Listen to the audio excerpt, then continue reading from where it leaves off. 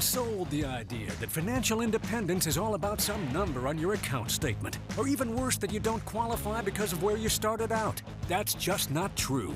It's not about some well-kept secret of the wealthy. It's about finding the right information and knowing how to apply it. On the Get Ready for the Future show, we're answering your questions so you can start making real financial change today. The journey to true financial independence begins right here, and it starts with you.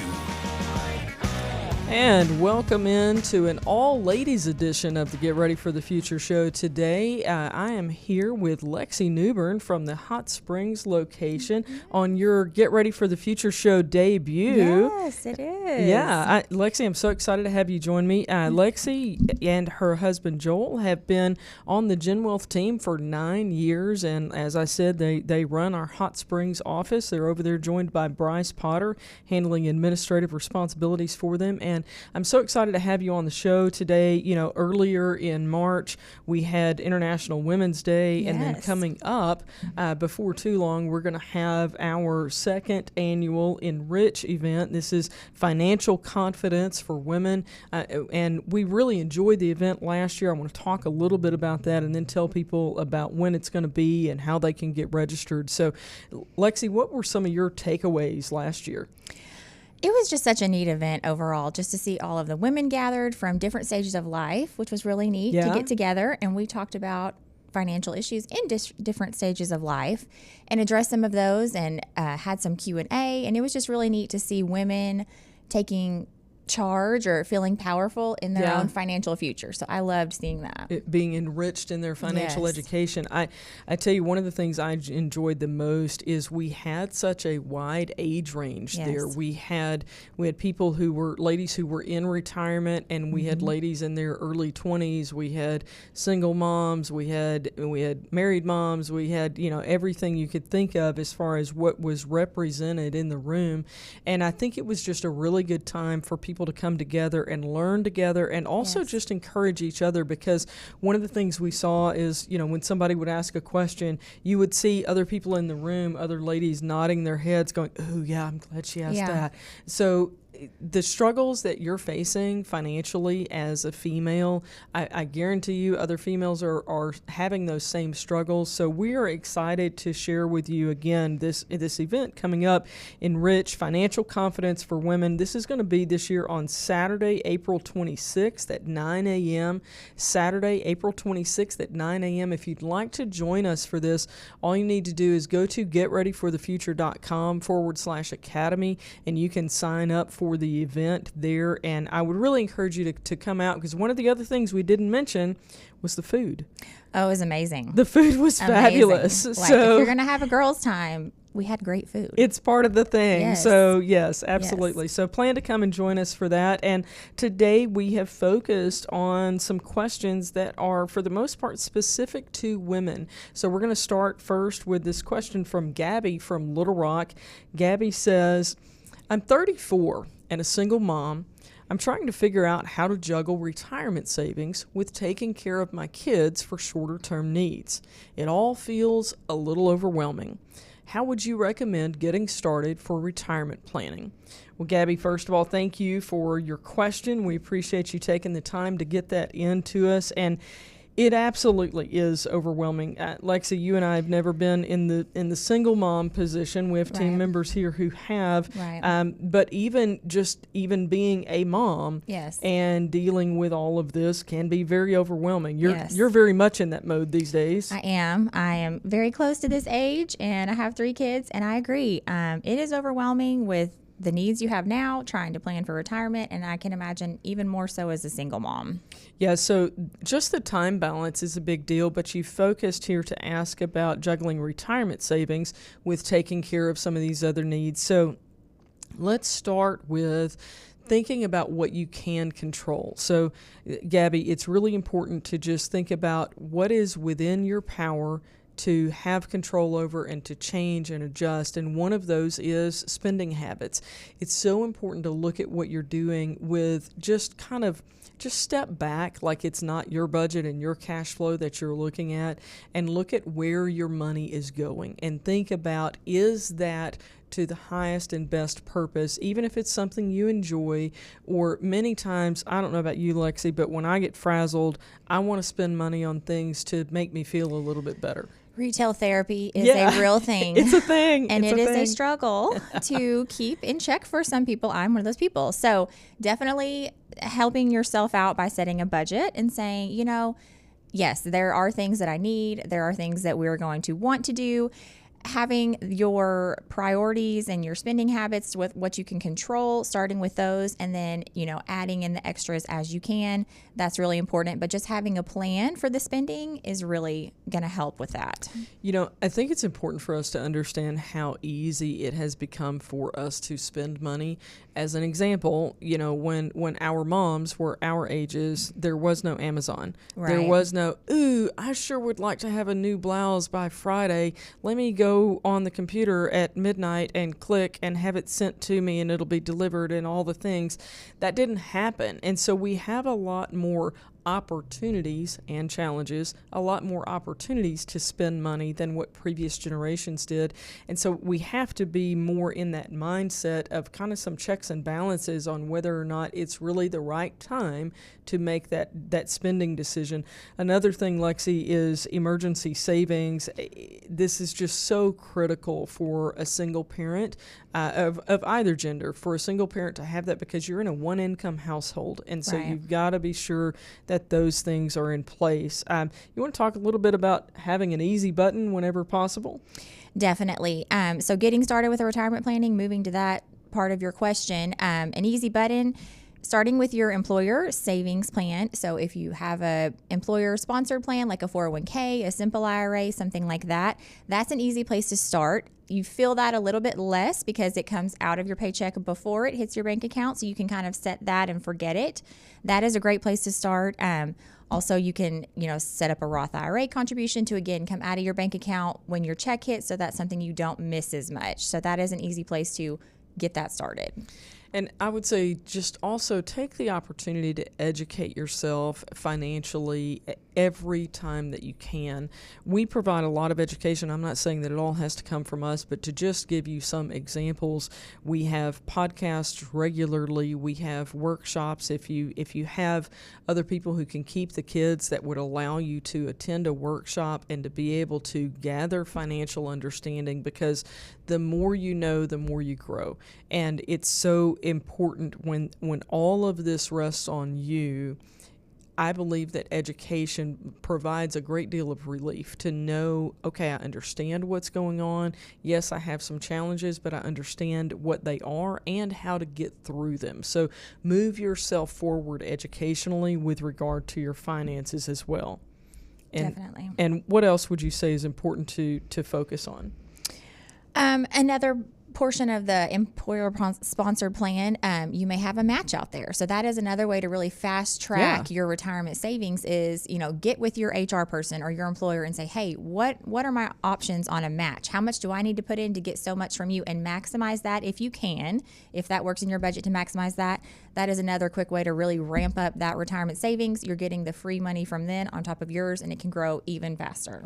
Gabby, one more consideration for you is a possible career shift. I have no idea what it is that you do, how much you make, and what your other possibilities might be, what you might be able to do for a living, but I'll use myself and Teresa Arago, one of our Conway advisors, as an example here. Teresa was a single mom and went through a career shift, and I'll circle back to more details on that. I was not a single parent, but we did go from a 2-income family to one because of my husband's health challenges, and so that financial impact is the same in that way. And so I had to, as Teresa did, I had to find a way to make more income.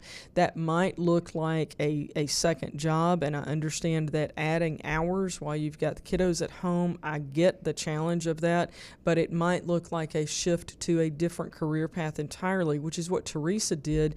And in doing that, she came in here as a part-time bookkeeper, and then shifted over the years and learned what we were doing as advisors, and she is now a lead advisor in our Conway office. And so that difference for her, that career shift, made a big difference in her family's trajectory. She's no longer a single mom. She's remarried, and who knows, what that might look like for you in the future, Gabby. But in the meantime, in the moment, look for those easy buttons. Educate yourself as much as possible and take advantage of all of the financial opportunities that are out there, whether it's through an employer plan to stack up savings and investments for yourself in the future, or looking for a career change. There are opportunities there, and also I would say just support, from your community. Be sure that you've got those people in place. All right. Well, thank you, Gabby, for that question. For those of you out there listening, if you are not subscribing to our show on YouTube, on the YouTube channel, you can find us. Just search for GenWealth Financial Advisors, and you'll find us on YouTube, and you can catch all kinds of topics from us on a regular basis there. Let's go ahead and go to Simone from Jacksonville and see what Simone has in her question for us today. She says, I'm worried about facing retirement alone.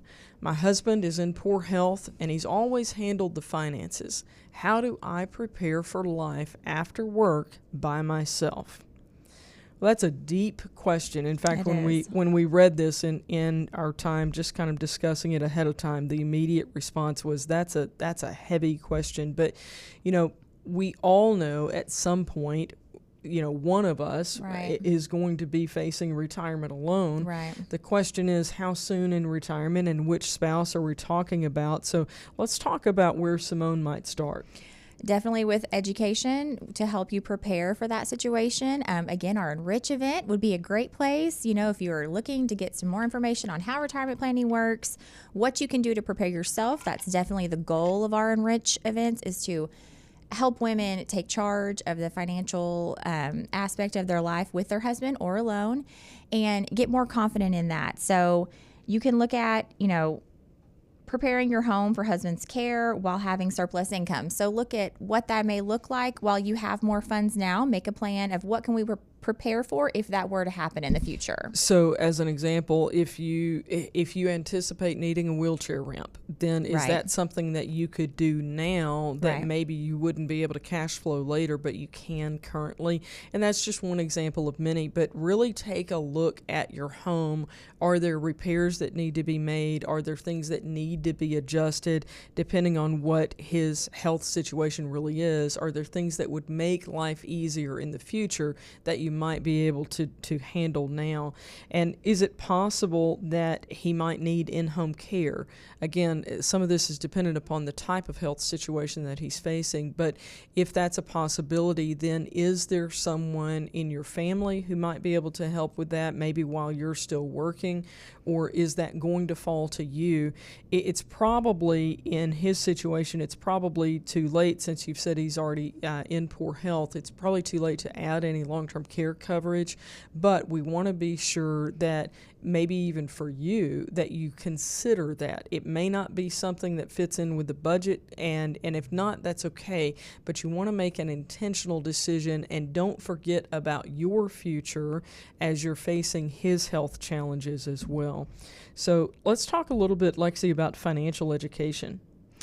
Definitely. Discuss the budget together. So sometimes there is a husband or a wife that is more the budget person, that kind of does the bill planning and the paying of the bills and the income and outs and knowing all of the details. So definitely want to discuss that together and make sure you're both on the same page so that you're prepared to take that over if you were to need to. And then just be part of that conversation and make sure that you're working together so that you can plan together. Well, and when we say discuss the budget, we're assuming that there is one, and frankly, a lot of couples operate without one. And if that's the case, if that's what he's doing right now, okay, that's fine. That's the way it has been done. But if you're going to do this solo, then having some structure when you're starting something new, having some structure around it, like having a budget in place, might make that easier for you to step into than what it would have been otherwise. I'll say another thing that really concerns concerns me that previous generations didn't really have to face is when you're dealing with access to websites, passwords, login, all of that information. There are so many things that are done now online. Lexi, my mom doesn't have any of her financial stuff that she does online. She's in her 80s, and she still, Hobby Lobby stopped accepting checks, and she was not real happy about it. Like, she was literally still writing checks at places like Hobby Lobby. Right. But now in this transition, that we're talking about for Simone, how many things do Simone and her husband have that are online and are automated? My husband said, honey, if something happens to you for the first few months, I'm not doing anything because it's all automated anyway. Right. And so I'm just going to leave it and let it do its thing. And then when I can breathe a little bit, I'll figure it out. Right. And everything actually is set up where he could do that, and that would be okay. But Simone, is that the case for you? What would happen when something happens to your husband? Do you have access to the passwords and all of the information to be able to get to everything electronically? Right. And then let's talk a little bit about this deliverable, Lexi, that we have for people. We have a great resource that we discussed at Enrich last year, and then you tell clients about now. Sharing financial independence with your loved ones is kind of a place where we can start that conversation and do the work of what we're talking about of preparing your loved ones. So that's a place you can put, hey, the mortgage is paid on this website with this password and login.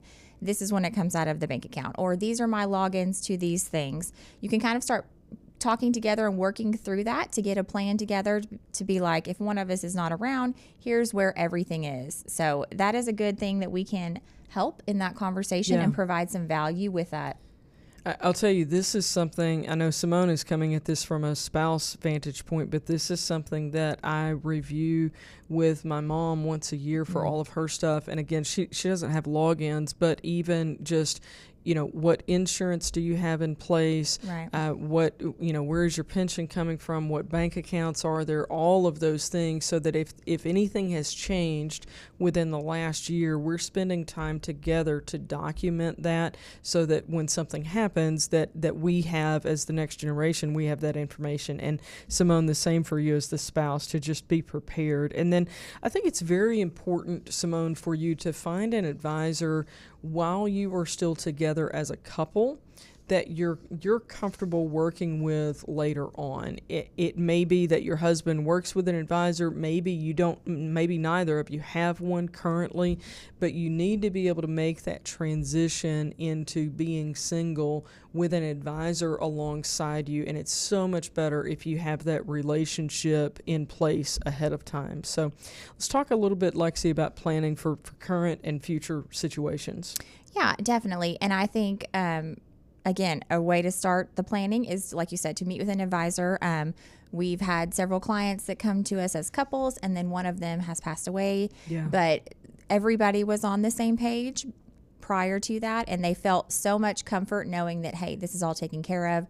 I know that everything is there. They have everything planned out for me, so I'm good to go. So definitely meet with an advisor, get that plan together, and then you can work with them with income changes and long-term care needs and kind of get some guidance on those as well. Yeah, I remember many years ago now in my career when a couple, a husband and wife, came in, and one of the first things that they shared with me right off the bat was that he had a terminal brain tumor. And that's, you want to talk about a heavy conversation.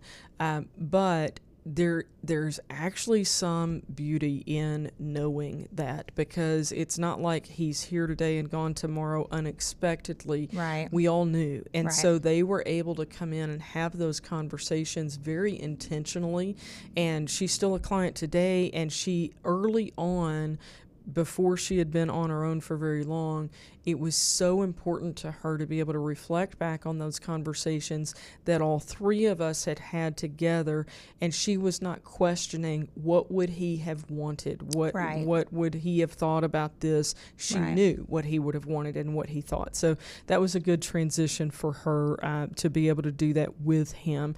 Lexi, one of the favorite topics that we covered last year at Enrich that I really enjoyed hearing you speak about was estate planning. You want to talk a little bit about that for Simone? Yeah, definitely. If that's something you haven't already worked on, that is definitely something we'd recommend looking into.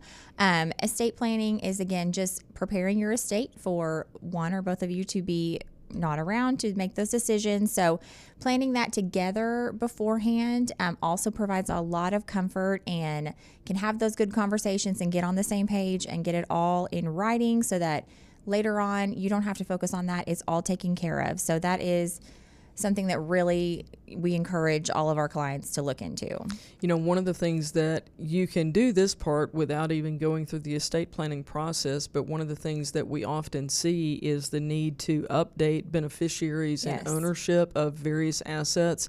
And the most fun story I have on this, it wasn't very fun in the meeting room, but I find it funny in hindsight, is there was a man who had been married to two women. He was with the second wife in the meeting room, and both of them had the same first name. Oh my! We'll say that that it was Julia, and so I'm looking at the beneficiary information, and it says Julia, and it has a last name, but it's not this lady's last name, and I just think it's her maiden name. Oh, it wasn't. Oh no! It was the first wife. Oh no! And it was not intentional. It was not intentional at all. But it made for an amusing conversation for a little bit. And I'll say he got that beneficiary changed very soon because nobody in that circle, except for the first wife, would have wanted it to stay that way. So it's very important for you to check beneficiaries. Yes, very important. And that's also something that we provide as a service for our clients in every annual review. And so I love that we go through that and we say any changes and help keep those updated. So definitely want to look into that. Simone, this is the question of the week this week. So congratulations to you. Thanks for reaching out to us with your question. If you would just send us an email to show@getreadyforthefuture.com. We have a tumbler to send your way in appreciation for you sending in the question of the week. All right, we're going to move on to Sabrina from North Little Rock. Sabrina says, we're looking into taking my husband's father into our home to help care for him during his retirement. He's extremely underprepared and is going to have to depend on us for a majority of his needs. How do we balance our financial needs with his? Well, first of all, Sabrina, thank you so much for being willing to take a family member in. I know that is not an easy thing to do for lots of reasons. So we're going to walk through talking about balance in a lot of areas and specifically in some financial aspects of the conversation. Balance is definitely a key point in this situation. Finance is definitely, but family dynamic, clear boundaries, getting everyone on the same page of, hey, we're adding a member into this household. This is going to change the dynamic. So I think talking through that, talking through some scenarios that might play out, that you can all get clarity and kind of all be on the same page from the beginning, I think that would really help going forward. Yeah, so Lexi, we have kind of a funny story on this. None of our parents have lived with us, but when we built our home years ago, we thought that it was highly probable that either Steve's mom or my mom might wind up living with us at some point. And so we actually have a guest room in our home downstairs that we refer to as the grandma room. We still call it that today. But the key here is we have never called it the grandpa room. Because my dad, he's been gone for a number of years. I loved him deeply, but he did not need to live in the same household with us. And he understood that, and we understood that. It wasn't like, there was a bad deal between us in any way. That was just a dynamic that did not need to happen 24/7. And so I think that it's, as you talk about setting these clear boundaries, Sabrina, it's very important to understand how this particular person being in your home might change things and to have some of those discussions. Right. You did that. You got on the same page and you said this would not be the best for That's all right. parties involved. So That's that is definitely important. And then the next aspect is the finances. Again, you mentioned, that's going to be a change to your finances, having to provide some. So you definitely want to, make sure you don't derail your personal finances with your own family. That is something you need to talk through and say, hey, how is this going to affect our monthly budget with what's coming in and what's going out? Yeah, absolutely, to walk through those scenarios. You know, I think it's important, kind of going back to the relationship aspect of this and talking about things before they happen.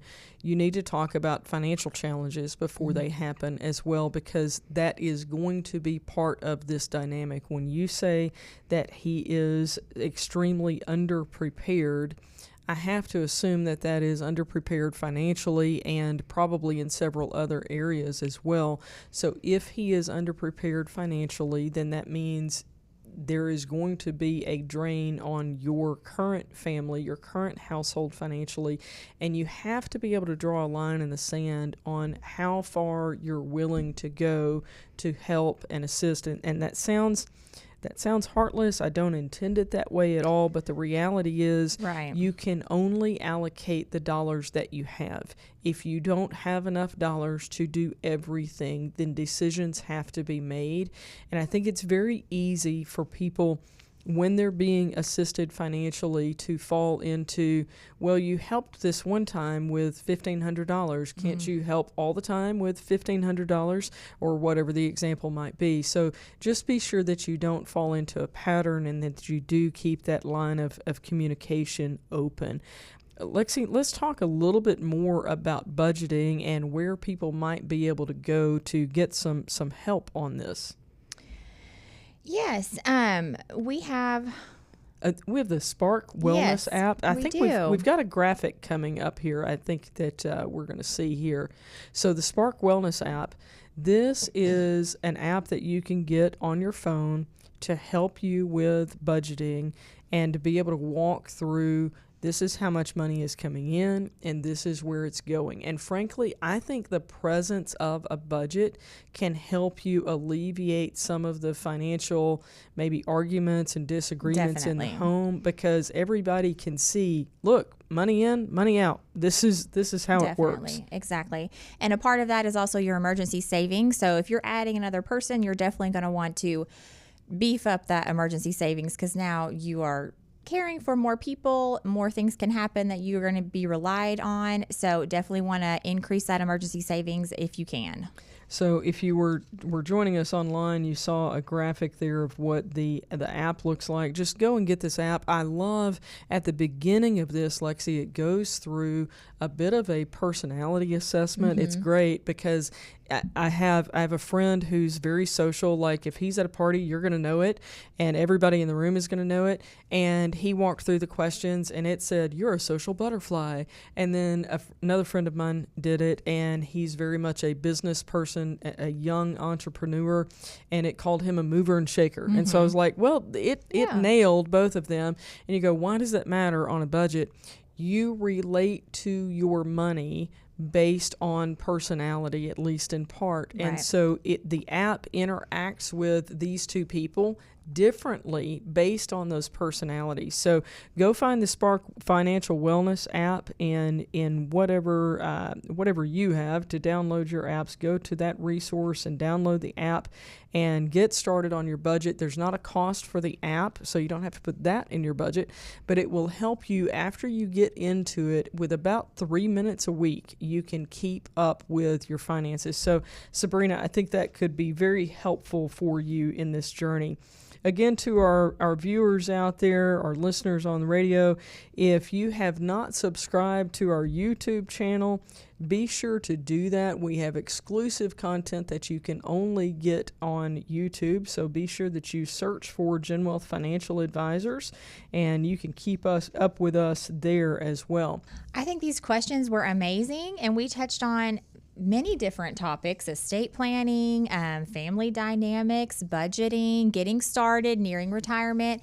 And I think it's just a great example of meeting with a financial advisor for your specific situation. Getting a tailored plan for you is so important, because we can address these things specifically that you need to look at that affect you right now. All right, one of the opportunities that you have to expand your financial knowledge, we talk all the time about being education-driven, strategy-based, and team-delivered here at GenWealth. One of the focuses for our education is coming up at Enrich. That will be on Saturday, April 26th. This is a ladies-only event so that you are able to build your financial confidence. So come on out and join us for that. And the way that you do that is go to getreadyforthefuture.com/academy. Just visit getreadyforthefuture.com/academy. And Lexi, I am really looking forward to hearing from you on the estate planning topic again. I think you did a fabulous job. Tell the name of the story that I think your grandmother used to talk about. Was it Tilly? We will discuss the Tilly clause and how to eradicate the Tilly worry, which is Tilly is the wife that will come after you. So you have to understand the Tilly clause and the Tilly worry. And if you want to know the full story, there will be laughter involved, I promise you, because there was last year. I loved it. It was absolutely one of my favorite parts, but it's also something that will give you a great learning point. So again, be sure that you plan to join us at Enrich. You do have to register to do that. Again, the date is Saturday, April 26th at 9 a.m. Good food, good friends, and great education about your finances. Go to getreadyforthefuture.com/academy to register. And that is going to do it for us today. Lexi, thanks so much for joining me. Thank you. I had fun. The Gen Wealth Financial Team is available to you 24/7 at info@getreadyforthefuture.com or call our offices at 866-653-PLAN. That's 866-653-7526. You should personally consult a financial advisor before making any investment, and no strategy can assure success. Securities offered through LPL Financial. Member FINRA SIPC.